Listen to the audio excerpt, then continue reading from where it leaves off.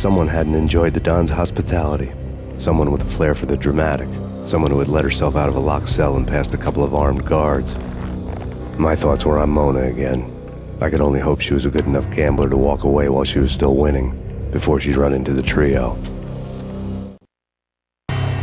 The word on Lisa Punchinello was that she was a bit of a witch. The tarot cards on the kitchen table fit the picture. They weren't my kind of cards, but I was willing to take a crack at the hand Mrs. Punchinello had dealt. The first card was the Tower. Maybe that was supposed to be the Manor. It got easy after that. The devil was the master of the house, and death was me, coming for him.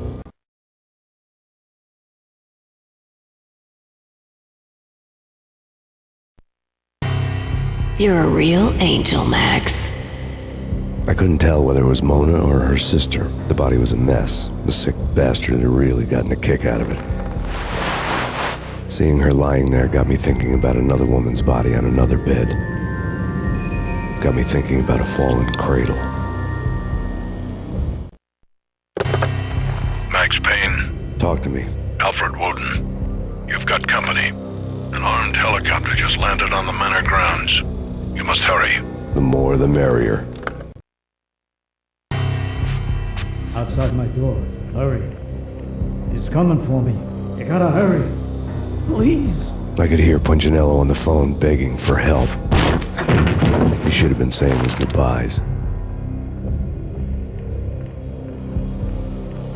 Punchinello was a pushover. The moment I stepped into the room, he folded like a deuce before a royal flush. No, wait.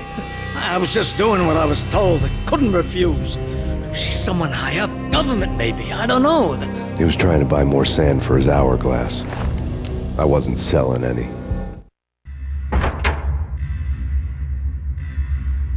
No, I told him not to. Drop it. Don't move. Game over, Max Payne. I could tell when I was outgunned.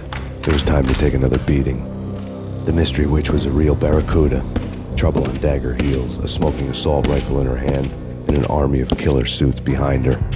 How sweet. I get to kill two birds with one stone. Sooner or later, it was going to catch up with you. Mr. Payne, it's time to show you the benefits of my brew. Be a good boy now. You'd find that Lady Luck was really a hooker. You were fresh out of cash.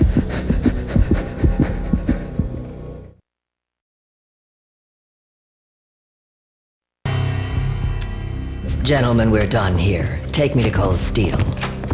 She had just given me an OD of Valkyr. I could feel green fire eating my brains. They turned to steam. They did a fade on me. I'd never had a chance. The witch had got me just as sure as if she put a gun to my head and pulled the trigger. The shadows rushed me, bruised mugshot faces hungry for revenge. They knew my weak spots and closed in for the kill. The floor turned into a vortex of green blood. I fell.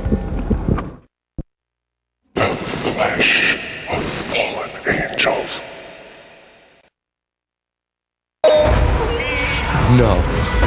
No, please God, no. Max?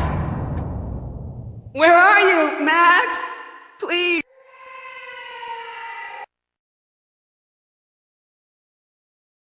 There was something disturbingly familiar about the letter before me.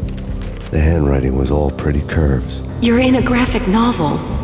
The truth split my skull open, a glaring green light washing the lies away. All of my past was just fragmented still shots, words hanging in the air like balloons. I was in a graphic novel. Funny as hell. It was the most horrible thing I could think of.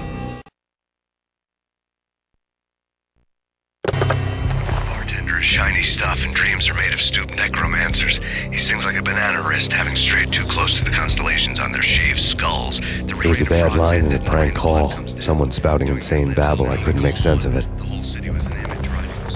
But I had an overwhelming sense of déjà vu. The caller's voice sounded oddly familiar.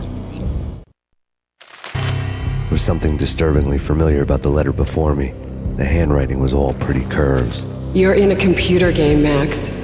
The truth was a burning green crack through my brain, weapon statistics hanging in the air, glimpsed out of the corner of my eye, endless repetition of the act of shooting, time slowing down to show off my moves, the paranoid feel of someone controlling my every step. I was in a computer game. Funny as hell, it was the most horrible thing I could think of. Don't lose it. It's Valkyr. The drug. Snap out of it. Try to remember. It was a bad line in a prank call, someone spouting insane babble. I couldn't make sense of it. But I had an overwhelming sense of déjà vu, and the caller's voice sounded oddly familiar.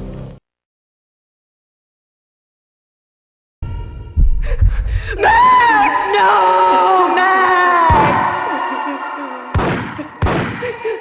Murderer! You killed her!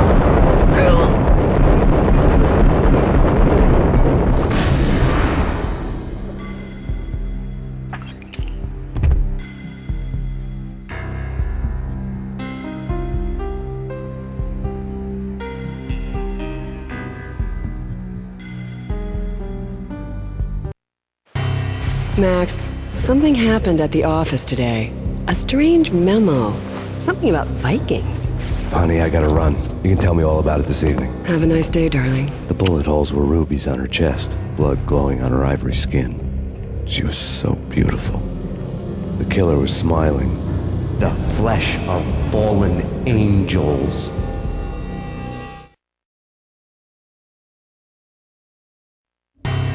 Slowly, the green nightmare faded, leaving dark stains on my soul that would never come off. I felt like flatlining. I was all shook up. I woke up in a cold sweat, sick and tired to the bone, lying in a puddle of my own puke. The hag had said take me to Cold Steel before it had all gone crazy. It was a clue, the only one I had. It took me forever to crawl back to my feet and hit the road, but when I did, I drove straight to Cold Steel Foundry outside the city. There was a whole lot of action around the place for a freezing winter night. Trucks coming and going, men running. I had the drop on the mystery witch. She thought I was dead. I was on her blind side. I was going in.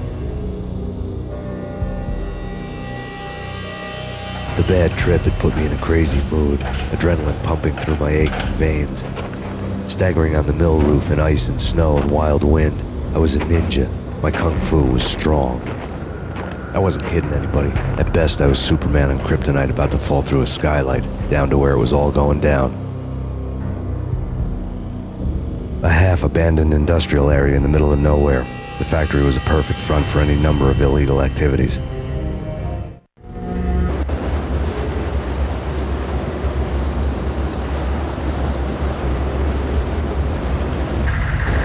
In the belly of the plant, molten metal boiled and bubbled like a witch's brew.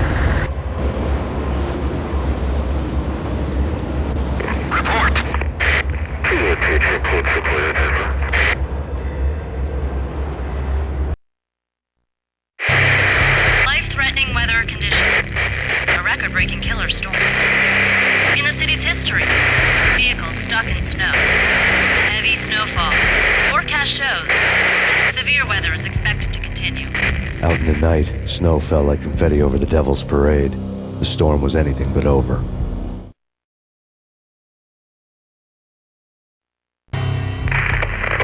Perimeter breached. The facility has been compromised. Repeat, the Deep Six has been compromised.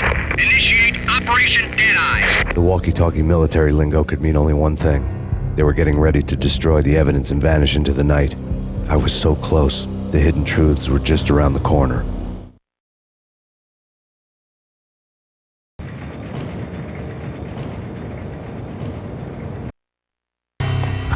The mercenaries were running a tight operation, paperwork and all.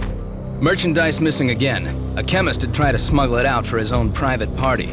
Locked him up in cell B7 in D6's old test facility to wait for proper processing. I was close enough to hear the secrets, just beyond the next doorway.